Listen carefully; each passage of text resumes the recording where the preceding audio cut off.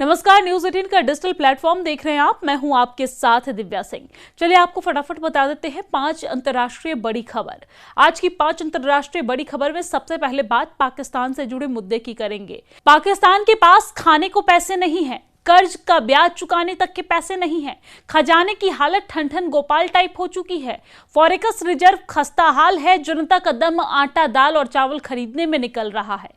उधर पाकिस्तानी हुक्मरान अलग ही काम में मस्त हैं। अमेरिका के जस्टिस डिपार्टमेंट की ओर से किए गए खुलासे में प्रधानमंत्री शहबाज शरीफ और army chief field marshal Asim Munir की करतूत का भांडाफोड़ हुआ है। ऑपरेशन सिंदूर पर फर्जी का गाल बजाने वाले पाकिस्तानी नेताओं की बोलती बंद हो जाएगी। इससे पता चलता है कि भारतीय सशस्त्र बलों के प्रचंड प्रहार से इस्लामाबाद की हालत जाल में फंसे हुए उस फड़फड़ाते परिंदे की तरह था जिसकी जान अब गई तो तब गई वाली स्थिति है। ऑपरेशन सिंदूर के दौरान अमेरिकी पॉलिसी मेकर्स और सांसदों को साधने के लिए पाकिस्तान ने अपनी गरीब जनता का पैसा पानी तक की तरह बहाया है।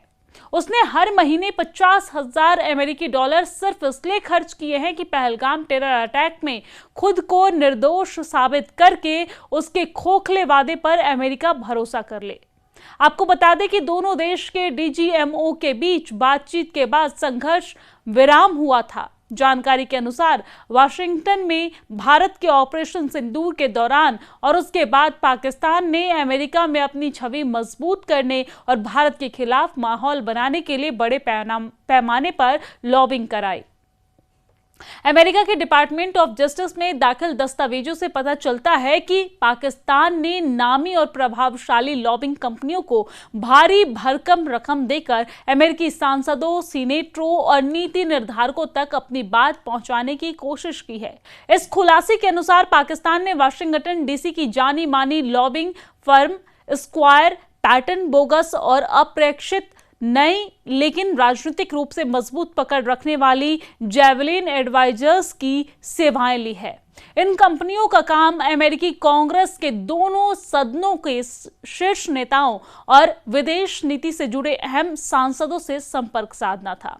दरअसल जेवलिन एडवाइजर्स को पाकिस्तान ने अप्रैल महीने में नियुक्त किया। रिपोर्ट के अनुसार इस फर्म के संस्थापक डोनाल्ड ट्रंप के पूर्व बॉडीगार्ड कीथ शीलर और ट्रंप ऑर्गेनाइजेशन के पूर्व अधिकारी जॉर्ज सोरियल है। पाकिस्तान ने इन कंपनी को हर महीने 50,000 अमेरिकी डॉलर करीब 41 लाख रुपए फीस पर रखा। डीओजे में दाखिल कागजात बताते हैं कि ऑपरेशन सिंदूर के दौरान जेवलिन एडवाइजर्स ने अमेरिका के कई बेहद प्रभावशाली नेताओं के दफ्तरों से संपर्क किया। इसमें senate majority leader John Thune और senate minority leader Chuck Schumer, house majority leader Steve Scalise और house minority leader Hakeem Jeffries जैसे नाम शामिल है। इसके अलावा फर्म ने उन सांसदों को भी निशाना बनाया जो विदेश नीति, रक्षा और दक्षिण एशिया से जुड़े मामलों में अहम भूमिका निभाते हैं। दूसरी खबर अमेरिका से जुड़ी हुई है।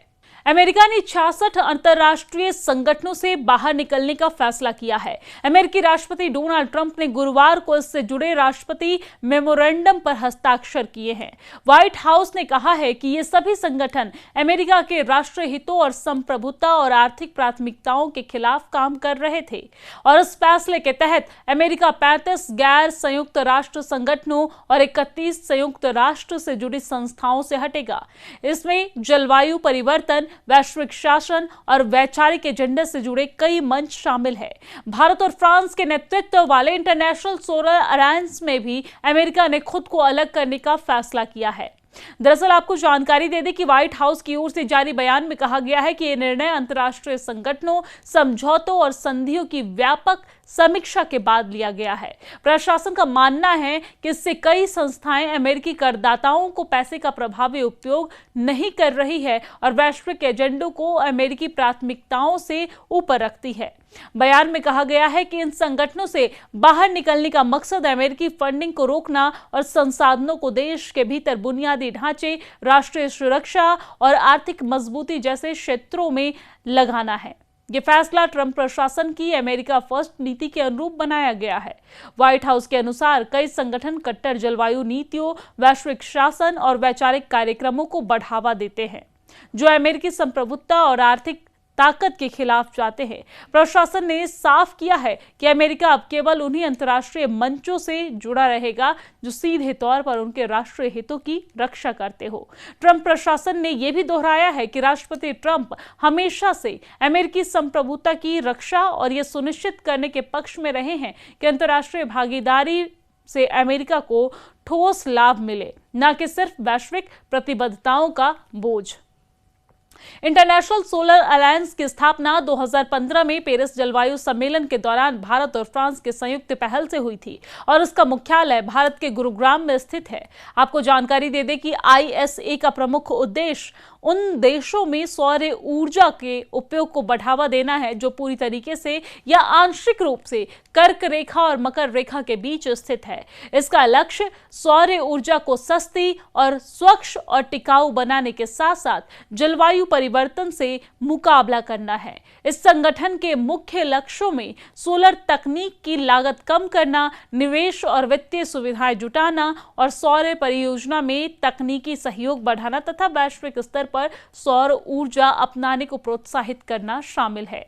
यह संगठन solar water pump, rooftop solar system, grid connected projects, क्षमता निर्माण के लिए ट्रेनिंग प्रोग्राम्स तथा ग्रीन एनर्जी फाइनेंसिंग जैसे विभिन्न व्यवहारिक कार्यक्रमों पर सक्रिय रूप से कार्य कर रहा है।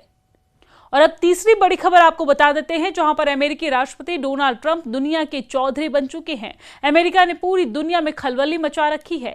अमेरिका पहले वेनेजुएला के राष्ट्रपति निकोलस मादुरो को उठाकर ले गया और अब उसने समंदर में रूसी जहाज पर कब्जा कर लिया है। अमेरिका के ताबड़तोड़ एक्शन से कई देश अभी दहशत में हैं। वेनेजुएला में जिस तरह अमेरिकी एक्शन दिखा है उससे तो कई देशों के राष्ट्राध्यक्षों में डर का माहौल है। निकोलस मादुरो का हाल देखकर एक और राष्ट्रपति डर के साए में जी रहे हैं। इस बीच अमेरिकी राष्ट्रपति डोनाल्ड ट्रंप को आज एक फोन कॉल किया और जिस शख्स ने ये फोन किया है वो उस देश का राष्ट्रपति है और अभी अमेरिका के निशाने पर है। वैसे तो अमेरिका के निशाने पर अभी कई सारे देश हैं। उसके हिट लिस्ट में वेनेजुएला और ग्रीनलैंड के बाद कोलंबिया है। जी हां, डोनाल्ड ट्रंप को कोलंबिया के राष्ट्रपति ने आज फोन मिलाया है। दरअसल अमेरिकी राष्ट्रपति डोनाल्ड ट्रंप को 8 जनवरी को कोलंबिया के राष्ट्रपति ने फोन किया और ये कॉल ऐसे समय में हुई है जब दोनों देशों के बीच तनाव चरम पर था। फोन कॉल से पहले डोनाल्ड ट्रंप ने कोलंबिया को सैन्य हमले की धमकी दी थी और यही कारण है कि निकोलस मादुरो का हाल देखकर कोलंबिया के राष्ट्रपति की धड़कन तेज होगी। इसलिए उन्होंने ही खुद डोनाल्ड ट्रंप के एक्शन से बचने के लिए खुद फोन मिला दिया है। और अब सवाल यह है कि आखिर डोनाल्ड ट्रंप को कोलंबिया के राष्ट्रपति ने फोन क्यों किया, आखिर दोनों के बीच क्या बातचीत हुई, क्या बातचीत पॉजिटिव रही या नहीं। तो डोनाल्ड ट्रंप ने अपने सोशल मीडिया प्लेटफॉर्म एक्स पर पोस्ट किया है कि कोलंबिया के राष्ट्रपति गुस्तावो पेट्रो ने उन्हें फोन किया था। उन्होंने लिखा कि कोलंबिया के राष्ट्रपति गुस्तावो पेट्रो से बात करना मेरे लिए बहुत ही सम्मान की बात थी, जिन्होंने ड्रग्स की स्थिति और हमारे बीच हुई दूसरी मतभेदों और असहमतियों के बारे में बताने के लिए फोन किया था। मुझे उनका फोन और बात करने का तरीका अच्छा लगा और मैं जल्द ही उनसे मिलने का इंतजार कर रहा हूं। विदेश मंत्री मार्को रूबियो और कोलंबिया के विदेश मंत्री के बीच इंतजाम किए जा रहे हैं। ये मीटिंग वाशिंगटन डीसी में व्हाइट हाउस में होगी। और अब चौथी बड़ी खबर की बात कर लेते हैं। अटलांटिक में 2 हफ्ते की चूहे बिल्ली की दौड़ के बाद अमेरिका ने वेनेजुएला से जुड़े एक तेल टैंकर को जब्त कर लिया है और इस कार्रवाई ने न सिर्फ अमेरिका और वेनेजुएला के बीच तनाव को और बढ़ा दिया है बल्कि रूस को भी सीधे तौर पर इस विवाद के केंद्र में लाकर खड़ा कर दिया गया है। अमेरिकी कोस्ट गार्ड ने अमेरिकी सेना के सहयोग से जिस टैंकर को कब्जे में लिया है उसका नाम अब मरीनेरा है। यह वही जहाज है जो पहले बेला 1 के नाम से जाना जाता था और बाद में उसका नाम बदलकर रूसी झंडे के तहत पंजीकरण कराया गया था। अमेरिकी अधिकारियों का कहना है कि यह टैंकर वेनेजुएला से जुड़े प्रतिबंध तेल व्यापार का हिस्सा था और जानबूझकर नाम और झंडा बदलकर अमेरिकी प्रतिबंधों से बचने की कोशिश कर रहा था। इस ऑपरेशन में अमेरिका का साथ यूके ने भी दिया है। आपको जानकारी दे दें, इसके साथ ही रूस ने अब इस पूरे घटनाक्रम की आलोचना की है। अमेरिका के अनुसार मरीनेरा ने समुद्री नाकेबंदी का उल्लंघन किया और अमेरिकी कोस्ट गार्ड की ओर से जहाज पर चढ़ने की कई कोशिशों को ठुकराया। इसके बाद अंतर्राष्ट्रीय जल क्षेत्र में 2 हफ्तों तक पीछा चला और इस दौरान रूसी नौसैनिक गतिविधियां भी उसी इलाके में देखी गई है, जिसमें एक रूसी पनडुब्बी की मौजूदगी की रिपोर्ट भी शामिल है। अमेरिकी प्रशासन का कहना है कि वेनेजुएला सरकार प्रतिबंधों के बावजूद अवैध तेल निर्यात के जरिए धन जुटा रही है और उसी पैसे का इस्तेमाल भ्रष्टाचार और दमनकारी नीतियों के लिए किया जा रहा है।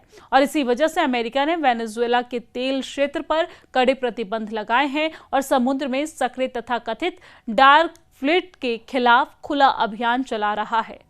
और अब 5वीं बड़ी खबर बांग्लादेश से जुड़ी हुई है, जहां पर बांग्लादेश की राजधानी ढाका में मंगलवार रात को अज्ञात हमलावरों ने स्वेच्छासेवक दल के नेता रहमान मुसब्बीर की गोली मारकर हत्या कर दी है। पुलिस और पार्टी सूत्रों के मुताबिक ये घटना चुनाव से पहले बढ़ती राजनीतिक हिंसा की ताजा कड़ी है। देश में 12 फरवरी को मतदान प्रस्तावित है और उससे पहले आदर्श आचार संहिता लागू है। मुसब्बीर, जो ढाका मेट्रोपॉलिटन नॉर्थ स्वेच्छासेवक दल के महासचिव रह चुके थे, पर करवान बाजार इलाके में रात 8:30 बजे इसके ऊपर हमला किया गया और गोली मार दी गई है। फिलहाल स्थिति तनावपूर्ण बनी हुई है। जगह जगह पर बांग्लादेश में सुरक्षा बलों की तैनाती की गई है।